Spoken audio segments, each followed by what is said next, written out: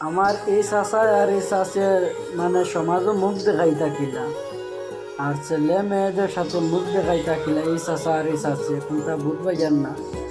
ও বয়স এই চাচার আর এই চাচির ও হাল্লত সবে ভিডিওটা দেখো। বুড়া কি খালো প্রেম করিয়া খাইলাইনি দরা হাইরে আর কি আমরা দেখিব দুনিয়ার লীলা